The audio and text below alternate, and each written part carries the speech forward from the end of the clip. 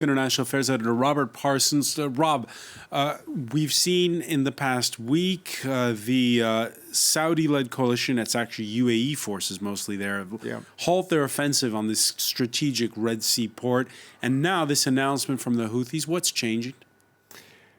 Well, it's a gradual change that's been taking place over the last few weeks. So I think there are two key factors. One of them is the feeling around the world that what's been going on now for 3 years in Yemen without much achieved by this military offensive is appalling. Something has to be done to stop the slaughter of innocents in Yemen and the growing risk of a famine of the sort that we haven't seen in the world for over 100 years, as the UN is putting it. I think that's one reason.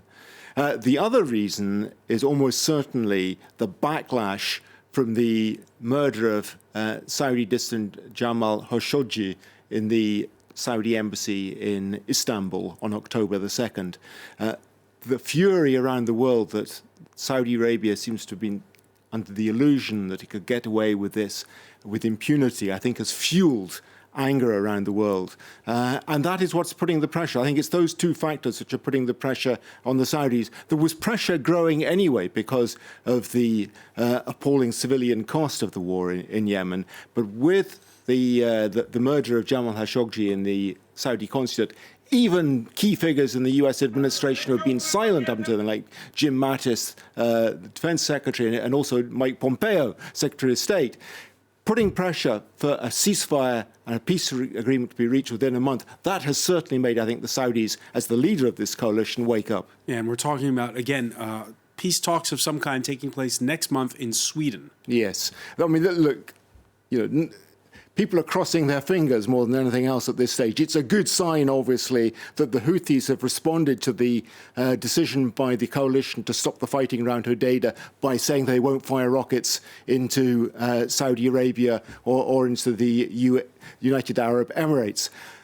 That at the request of the United Nations. But there's still a long way to go. It's clear that within the Houthi organization, political structures, there's a lot of opposition to this ceasefire. Not everybody's agreed with it. Some of them feel that they're being conned by the Saudis to stop firing missiles. And we know that in September, when a ceasefire was reached, talks were meant to start. The Houthis didn't take part. They didn't even go to the talks because they felt that their security wasn't being guaranteed. This time round, I think there is a significant difference. First of all, the international pressure, but also the growing authority of the UN Special Envoy, Mike Griffiths, on both sides of the equation, and the work that he's been doing in between, and the guarantees that he says he's prepared to give to the Houthis for their security on the way to those talks in Sweden. All right, many thanks for that, Robert Parsons.